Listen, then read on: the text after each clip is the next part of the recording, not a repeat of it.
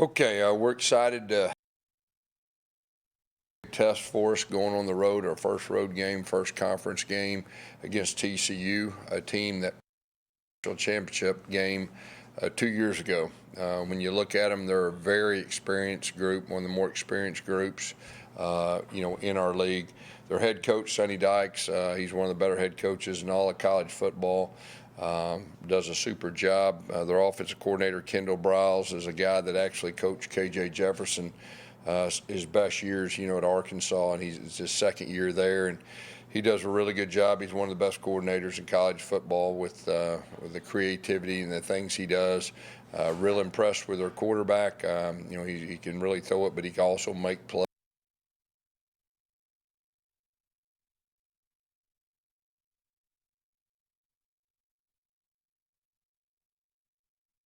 Great job. He was head coach at Boise the last few years, and he does a great job with the different schemes that he has. He's a very aggressive guy, and when you turn on the film, those guys are flying around. They're a real physical group. So overall, this is a good challenge for our team. We're really looking forward to playing these guys, and we expect it, to be a loud environment too. And I'm looking forward to seeing our guys compete. Questions? KJ Jefferson and Kendall Briles. So just kind of expand on that in terms of KJ. Is this a matchup he's kind of looking at? Obviously, it's the first Big 12 game, but this, like you said, his best years were with Kendall Briles. Yeah. So he wants to show that he has the kind of performance that maybe exceeds what he did under him. Yeah, I mean, I think more than anything, just the keep growing within our offense here, for his teammates now. But when he was with Kendall did a super job with him, and like I said, his best years were there, and so it's a big test for our defense, going against this offense too, coordinated by him. Gus, going into this, I had a chance to look at film. What are some of the things that stood out from the game that you think you guys did really well? What are some things maybe you think you need to kind of improve on? Yeah, the execution piece, there's still things, we were fairly simple really in all three phases. So the execution piece needs to be at a higher level each week. I do feel like that we did take a step improvement from week 1 to week 2. We just got to continue to do that. You turn on the film and the guys aren't playing hard. They're sticking out like a sore thumb, and we're starting to figure out, the pieces of the puzzle in all three phases. We have more depth and experience than we've had in the past. That's really been a good thing, just more or less confirmed, being able to make adjustments really offensively and defensively, and guys understanding. We had a lot of growing pains, last year, and the experience factors really helped. Coach, obviously, you're going to prepare. Next man up has always been the mentality of this group, but heading into this first road game, you're actually having a quarterback that's relatively healthy the first time in a while. How much of a relief is that for you in preparation? Yeah, I mean, it's good. KJ's been a durable guy really throughout his career, and knock on wood, hopefully that'll continue. He's definitely a run threat. I think everybody can see that. But keeping him healthy is going to be a real important factor within our season. Last season, you talked a lot about games coming down to the end, one-possession games, and you practice for that. How do you approach that, maybe differently, or just? Yeah, I mean, even talking to our staff yesterday, I mean, we got to make sure that we spend more time into the game situations than we have the first 2 weeks combined. Not that we didn't then, but it's more important now than ever with those end of the game scenarios, whether it's 2-minute, 4-minute, field goal, everything that goes with it. So, we've got to continue to, practice those things, and so it won't be a shock to our system once we get to those points in the game. Gus, we're looking these first 2 games, basically glorified exhibition games. You guys are supposed to beat these teams. Now you go into the Big 12, much tougher. Yeah. How do you tell the team that we have to grind in, focus more? Yeah, I think there's 2 points. I mean, the opponent we played last Saturday, Sam Houston, I do think they're a quality opponent. I think you can look around college football and you can see a lot of games like that went to dog fights and all that. So I was proud of our team, the way they came out and took care of business. And they did improve from game one to game too.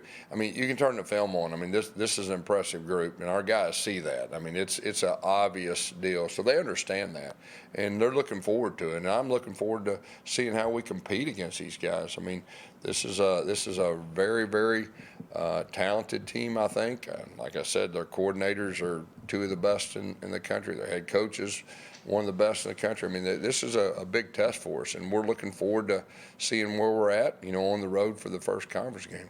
When you look at, I know there's a lot of new players on this team, but when you with the returning players, is there an excitement to get back into Big 12 play and kind of prove themselves again after kind of getting? Yeah, I mean, we got a lot of new guys, but I'm sure the old guys are ready to get back out there and get going.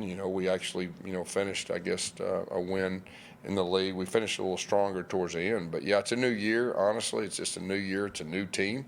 So, I mean, you may want to ask some of the older guys if they feel that way, but this is a big, important game, for us in a lot of different ways. Getting off on the right foot in conference play, that can set the tone moving forward. Oh yeah, there's no doubt. I mean, that would be huge. Like I said, it's a big test, but anytime you start conference, that's a bit. The first one's always the biggest. You mentioned you've coached against Andy Avalos twice at Boise. How much you've seen the tendencies and similarities in TCU's defense on film compared to? Yeah, and he was at Oregon. In 2019, we played him in a kickoff classic in Dallas. When Bo Nix was a true freshman. So yeah, we know each other very well. Well, he's really good, and his teams play extremely hard, and there's similarities. Each time we played him, he's had his own little wrinkles that go with it. You have to adjust, but they do a good job with their even and their odd and their pressures and mix up their coverages, and he's really good.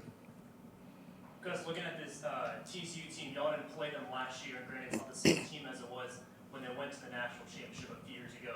But what will this game mean for UCF playing that big of an opponent, finally in the Big 12, and maybe get a win on the road? Yeah, I mean, I think it would be huge. I mean, you need to look at it, and we'll see what happens at the end, with how everything unfolds conference-wise. But I think this is one of the more talented teams in our conference, just big picture-wise, and we have to go on the road to their place. So, it's a big test for us.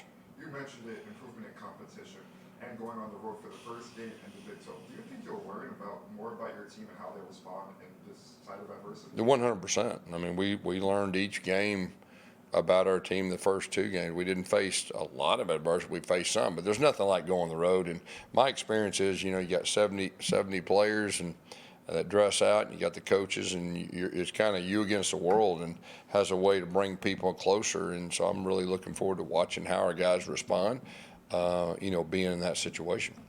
Kind of your thoughts on just how this TCU program has kind of built themselves into a Big 12 national power through the years. They were one of those teams that kind of earned their way into the BCS with what they did in the Mountain West. And Gary Patterson obviously built a great program for years and years. I know you kind of have some ties to Dallas Fort Worth too. So what's your perspective of TCU? Yeah, TCU, was in the old Southwest Conference, and I was growing up, I mean, playing really good football, and Gary Patterson really did a great job, and known for their defense, and won a lot of games, championships, and they were in it at the end a lot of times, in the BCS era. And now Sonny, took him to the national championship game, won the semifinal game impressively, and ran into a little bit of a buzzsaw in the national championship game, but they got there.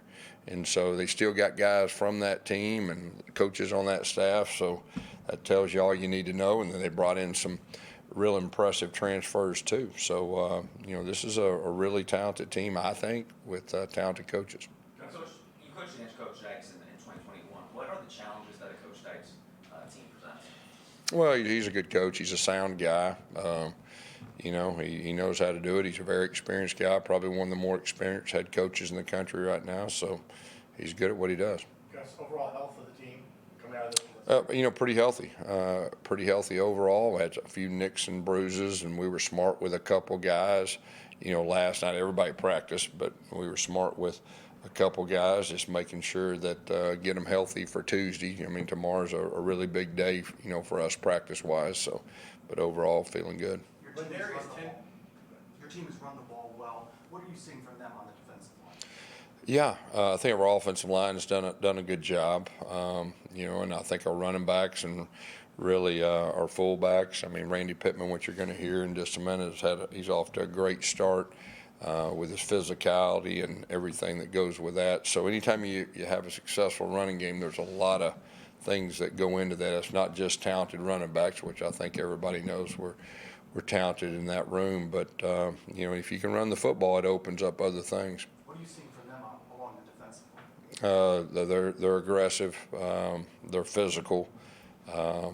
They've got depth. I mean, that's what really stands out to me, too. They're very aggressive, they're physical, and they have depth. So the makings of a really good defense.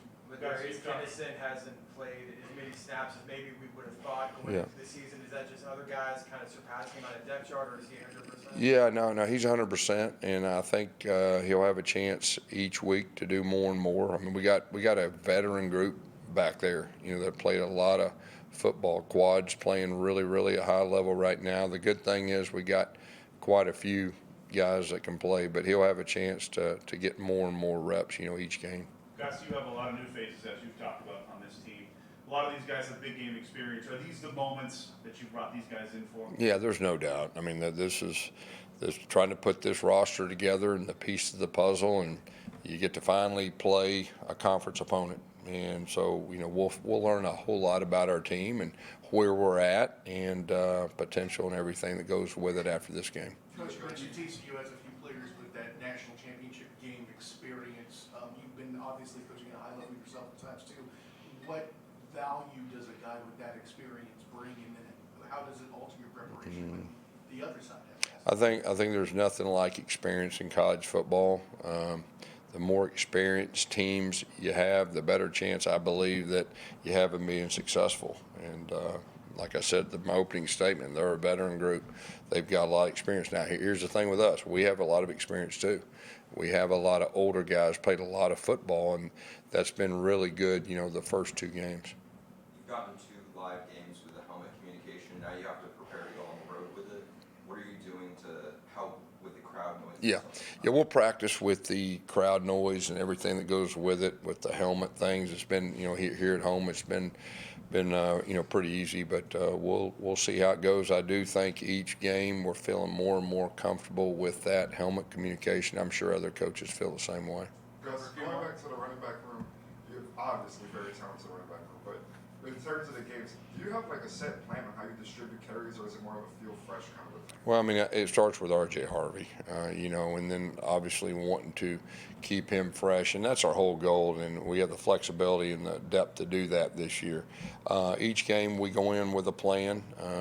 Coach Cam and Tim put their heads together, and we'll go in with a plan each game, and you never know how games unfold too, so you got to keep that in mind. But the good thing is we've got quality running back depth. You can't have enough quality running back depth throughout a season, and so each game may unfold a little bit differently. Gus, Kobe Hudson had a strong game this past week, and Tim Harris said yesterday that he hopes maybe that's something that he's growing more into that leadership role and taking more bonus. Do you see him maybe getting to a larger role in the offense as you guys move forward? Yeah, I mean, he's our leading receiver right now. I mean, so we'll see. We got other good receivers too. I mean, think about Colby. He's played a lot of football, and so the expectations for him is really, really high. And some other guys too have been doing a good job. And we've been really stressing those guys playing without the ball, and when they get their opportunities, man, make things happen. So. But that was really good to see the shots down the field. I know we got the one call back, but we were fighting for the ball, and those 50-50 balls, that's one thing that we've really harped on fall camp and practice and everything that goes with that. Let's talk about what a showcase this is for UCF this week. And obviously the Big 12 opener, it's the national Fox game, prime time, after being on ESPN Plus the first couple weeks. A lot of eyes are going to be watching UCF. Yeah, it's an opportunity for our program, and like we said before, I mean, this is a big year for our program. Second year in the Big 12, we're growing, we're trending, but you got to get it done on the field, and there's no doubt it's a big game in a lot of different ways. All right, thanks everybody. All right, thank you all.